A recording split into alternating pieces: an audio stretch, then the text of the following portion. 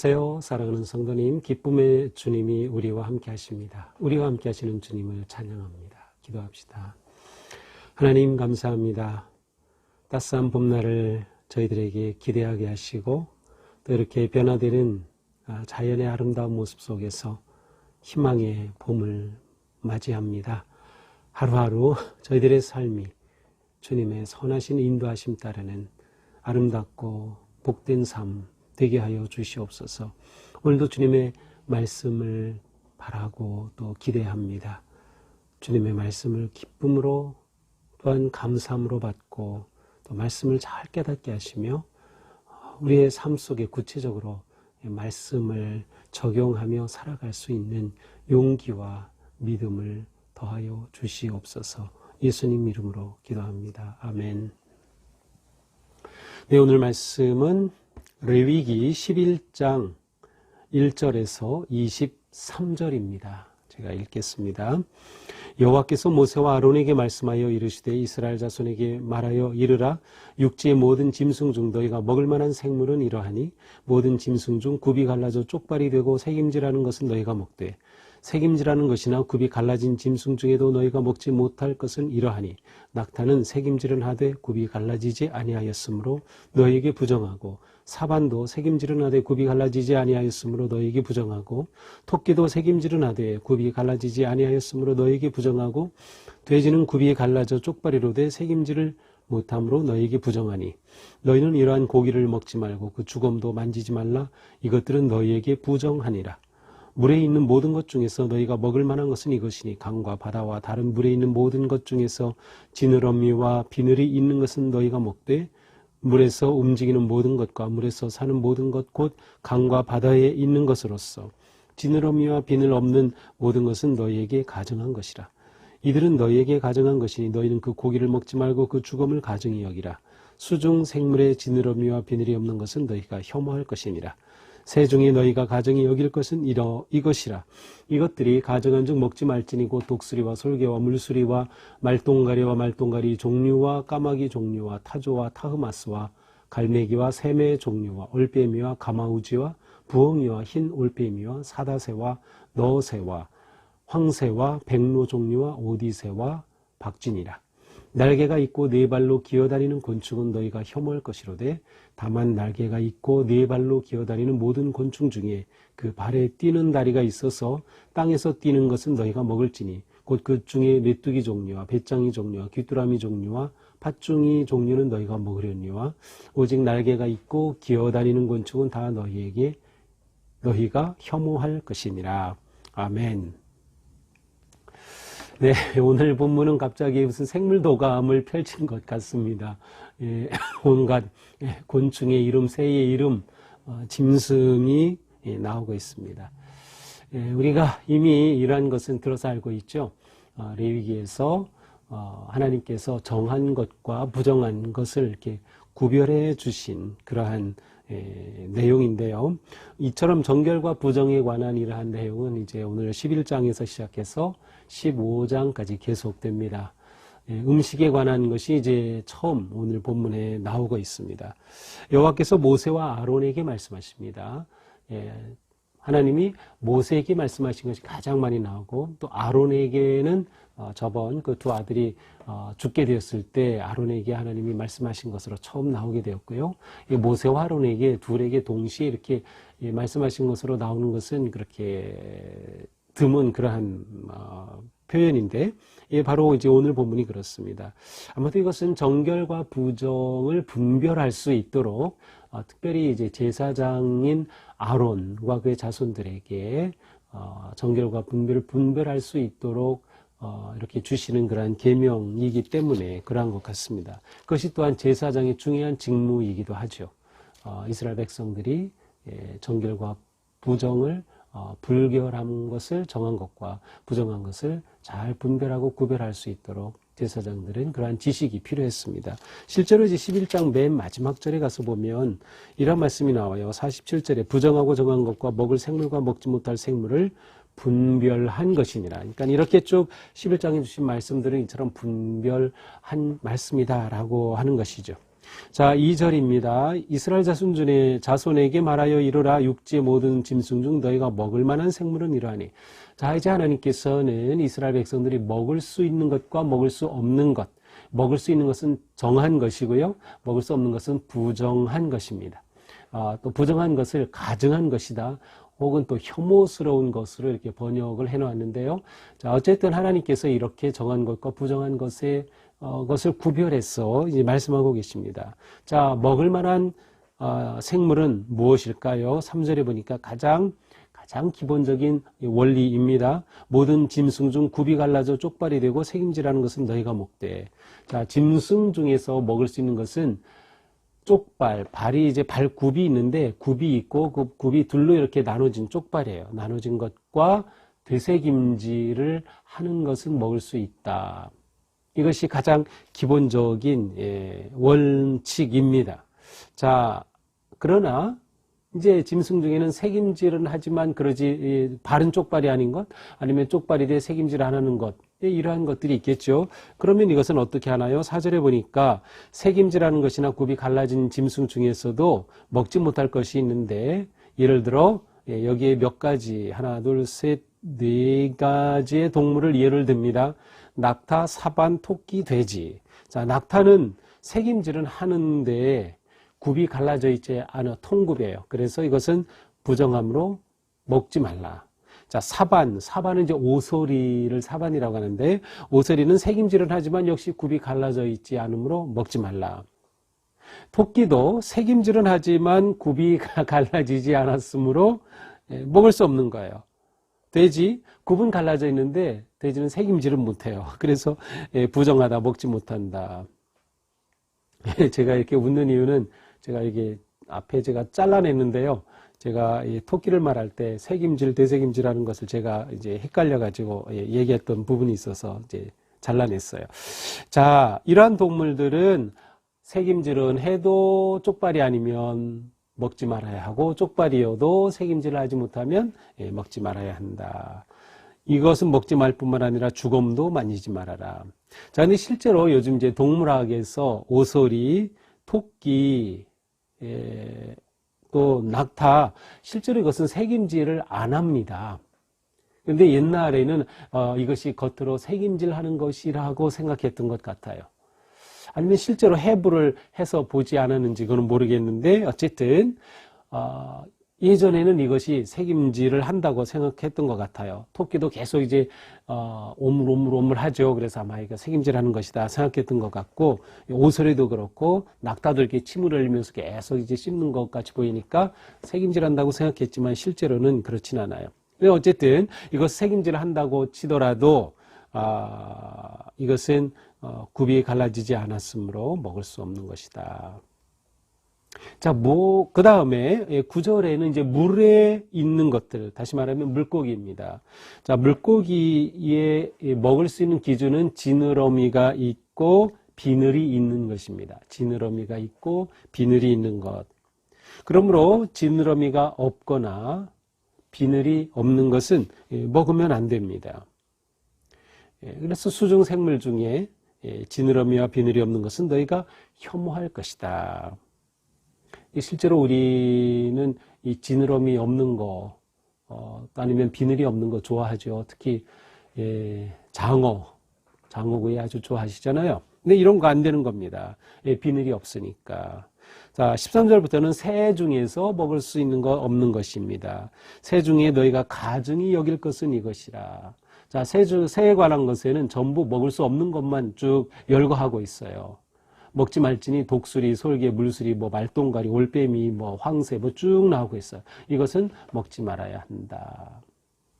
기본적으로는 하늘을 날아다니고 두 다리가 있는 새는 먹을 수 있겠지만 여기에 언급한 것들은 먹을 수 없어요. 가만 보니까 일반적으로 육식하는 새들의 육식하는 것들, 맹금류죠. 독수리, 솔개, 말똥가리, 까마귀, 올빼미 이런 것들. 아마도 이게 육식을 하니까 피를 흘리는 것이죠. 그것은 피는 생명이고 하나님께 속한 것인데 이게 피를 흘리게 되는 이러한 것들을 염두에 두면서 부정한 것으로 이렇게 한 것인가? 이런 생각이 듭니다. 자, 20절에는 이제 곤충에 관한 겁니다. 날개가 있고 네 발로 기어다니는 곤충은 너희가 혐오할 것이되 날개가 있는데 기어다녀요. 그 날개가 있으면 날아다녀야 될 터인데 네 발로 기어다닌다? 이거 하나님께 부정한 것이라는 겁니다. 다만 21절 날개가 있고 네 발로 기어다니는 곤충 중에서 먹을 수 있는 유일한 것 발에 뛰는 다리가 있어서 땅에 뛰는 것은 먹을 수 있다. 예, 메뚜기 종류는 먹을 수 있다. 그래서 메뚜기는 다리가 있어서 펄쩍 뛰죠. 이것은 먹을 수 있는 거예요. 메뚜기 종류, 배짱이 종류, 귀뚜라미 종류, 팥중이 종류는 너희가 먹으려니와. 예, 옛날에는 저 어릴 때 그 시골에 살 때는 가을에 벼가 익어갈 때, 또 여름부터 벼 메뚜기 같은 거 엄청 많았죠. 예, 그거 잡아서 이렇게 볶아 먹기도 하고, 또 저희 아버님이, 양봉을 해서 벌을 키우는데 그 중에 숫벌은 쓸모가 없어요. 숫벌은 한 마리만 있어도 되는데, 꿀을 다 먹어치워져. 그래서 숫벌을 이제 다 잡아요. 그러면 그거를 또 이렇게, 볶아서 먹기도 하고 했던 기억이 납니다. 근데, 메뚜기는 먹을 수 있는데 다른 것들을 이제 먹으면 안 되는 거죠. 오직 날개가 있고 기어다니는 곤충은 너희가 혐오할 것이다. 자, 이것이 이제 오늘의 말씀입니다. 자, 이 말씀을 보면서 이렇게 먹을 것 먹지 못할 것을 이렇게 분류해 놓으셨는데요. 지금의 우리와 이게 무슨 상관이 있을까 하는 생각이 우선 들기도 하고요. 그리고 이 기준이 도대체 무엇일까? 무엇을 가지고 이렇게 정하고 부정한 기준을 세우신 것일까? 그것도 우리는 좀 알기는 어렵습니다. 근데 일반적으로 이제 이러한 본문을 해석하는 몇 가지 이제 기준들이 있어요. 이제 예를 들면은, 이것에 어떤 숨겨진 의미가 있다. 그래서 상징적이고 어떤 신비한 의미가 있어서 그것을 찾으면 된다. 라고 해석하는 방법이 있고, 아니면 이것은 이방인의 음식과 제사와 관계된 것이 아닐까. 그래서 그것을 금한 것으로 보는, 그래서 이방 문화 아니면 이방 제사와 관계된 것으로 해석하기도 합니다. 아니면 때로는 그냥 단순히 위생적 관점에서 이것을 구별하고 또 해석하려고 하는 방법도 있고요. 또 하나는 창조 질서의 의미에서, 예를 들면 이제 곤충이라면 하나님이 처음 지으실 때 펄쩍펄쩍 뛰게 만들었는데 왜 기어다니냐? 이거는 하나님의 창조 질서와 어긋난다라고 보는 것이죠. 그래서 처음 하나님이 창조하실 때 그 모습 그대로 기능을 수행하는 게 아니라 이 경계가 좀 무너지는 거예요. 아니면 좀 경계를 넘어선 거죠. 이러한 것들을 부정한 것으로 보신 것이다 라고 해석하는 경우도 있어요. 아니면 아예 이건 하나님이 그냥 규정한 것이니까 그냥 이대로 받아들일 수밖에 없다 라는 거죠. 근데 한편으로는 이런 생각을 해봤어요. 이 이스라엘 백성들이 처음 이 말씀을 받을 때 아마 그들은 그래서 그래 맞아 어떤 그러한 이해가 있지 않았을까. 분명히 어떤 뜻이 있었을 거라는 생각은 해볼 수 있겠습니다. 자, 어쨌든 이것이 오늘 우리에게 주어진 그러한 말씀이에요. 자, 오늘 이 말씀을 보면서 우리는 음식에 관한 규정, 우리가 먹을 수 있는 것, 먹지 못하는 것으로 규정한 이 음식 규정은 사람의 자기 정체성과 아주 밀접히 관계되어 있습니다. 특별히 민족성과 관계되어 있죠. 그래서 한국 사람 하면 역시 김치입니다. 중국이 김치를 자기들 것이라고 정말 어거지를 쓰고 있는데 중국이 아주 못된 그러한 심보를 가지고 있죠. 근데 정말 한국인 하면 김치, 우리 이탈리아 식당 가면 또 스페인 하면 나름대로의 그러한 음식이 있듯이 음식과 민족성이 이렇게 결합되어 있어요. 그 민족적 자기 정체성을 가지게 되는 거죠. 그럴 수밖에 없는 게 그 지역에서 나는 산물로 지역에 맞는 그런 음식이 발전되었기 때문일 것입니다. 자, 그렇다면 하나님께서는 이스라엘 백성들에게 계명을 주신 것은 이제 그들이 가나안 땅으로 들어갈 겁니다. 그렇게 될 때 가나안 문화권에 있는 그러한 음식 들이 있을 거고요. 아마 그러한 것 속에서 하나님의 백성으로서의 정체성을 지켜가는 것이 중요하기에 이러한 규정을 주신 것이 아닐까 하는 생각을 합니다. 다시 말하면 이 음식 규정을 주신 것은 너희가 하나님 백성으로서 거룩한 삶의 정체성을 세워가라라고 하는 뜻이 담겼다는 거죠.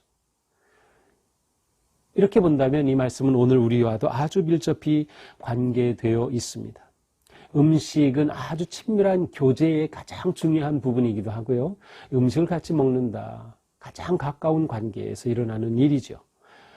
따라서 우리가 어떠한 음식을 먹고 아니면 먹지 않느냐라는 것은 우리의 신앙적 정체성과 자기 정체성을 세워가는 아주 중요한 것입니다.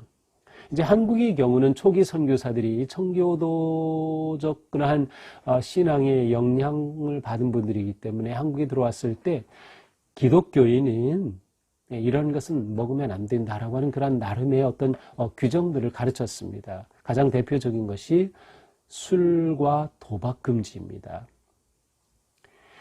그 당시에 한국 사회가 이제 음주로 인해서 굉장히 피폐해지고요. 특별히 도박 문제가 아주 심각했습니다.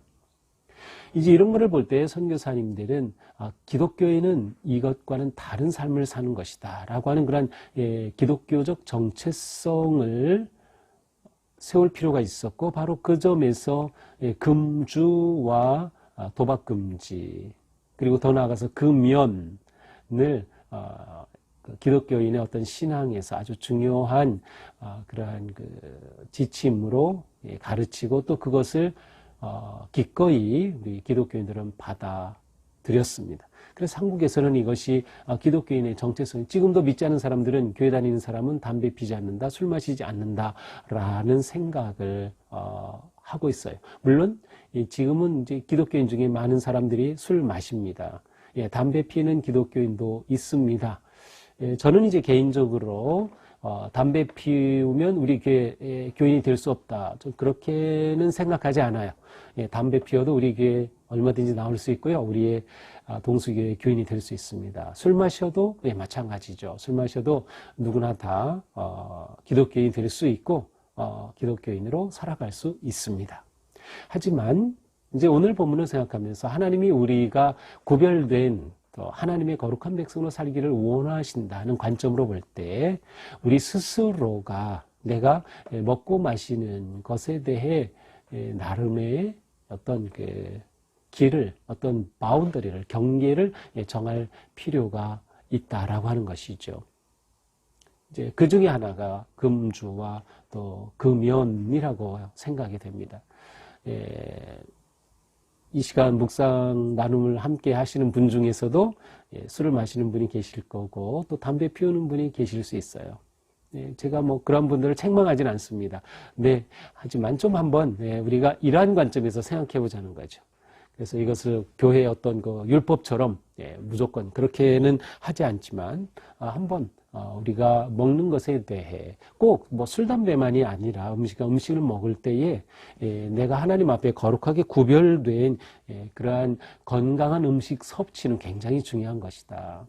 그래서 저는 이제 지나친 음주, 과음은 또 흡연은 우리가 그리스도인으로서 우리의 건강을 지키기 위해 특별히 우리의 몸은 하나님의 영이 거하시는 거룩한 성전과 같기 때문에 우리의 건강을 지키기 위해서 이런 것을 금하는 것은 아주 바람직한 우리 그리스도인의 모습이다라는 생각을 합니다. 그래서 우리는 탐식하지 아니하고 과식하지 아니하면서 건강에 좋은 음식을 잘 섭취하는 것, 이것은 그리스도인으로서 우리 삶을 하나님 앞에 정결하게 구별하는 아주 좋은 그러한 삶의 습관이 되겠다라는 생각을 해봅니다.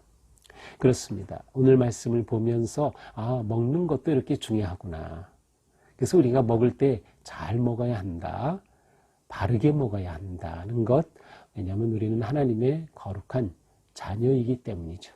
그래서 우리의 식탁의 메뉴를 좀 관찰해 보자. 그래서 내가 이것을 먹는 것이 건강을 위해 또 하나님 앞에 부끄러움이 없는 것인가를 좀 생각해 보는 거죠. 우리 이런 마음이 중요하다고 생각해 봅니다.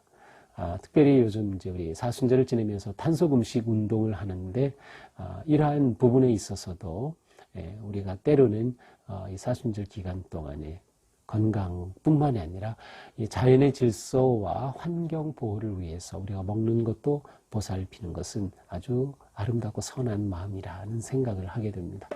오늘 하루 지내는 동안 우리가 잘 먹고 건강하기를 바라고요. 또 우리가 먹는 것조차도 하나님 앞에서 분별하며 살아가는 삶이면 얼마나 좋을까 하는 생각을 해봅니다. 기도합시다. 주님 감사합니다. 오늘도 말씀을 통해서 우리 일상에서 정말 중요한 음식에 관한 규례를 보았습니다. 하나님께서 우리에게 이런 말씀을 주신 것은 우리가 하나님의 거룩한 자녀다운 삶을 살며 거룩한 성도의 정체성을 세워갈 것을 기대하시는 그 마음 때문임을 저희들이 오늘 보았습니다. 주님, 저희가 이 옛날의 규례이지만 그리고 이것을 문자 그대로 우리가 따라가는 것은 아니지만 하나님께서 우리에게 원하시는 모습을 생각하면서 우리 스스로가 우리의 식탁을 분별할 수 있고 우리의 식생활을 잘 세워갈 수 있도록 지혜를 주시고 또 믿음도 더하여 주시옵소서. 예수님 이름으로 기도합니다. 아멘. 네, 오늘도 우리 삶 속에 하나님 주시는 은혜와 기쁨이 넘치기를 축복합니다. 사랑합니다.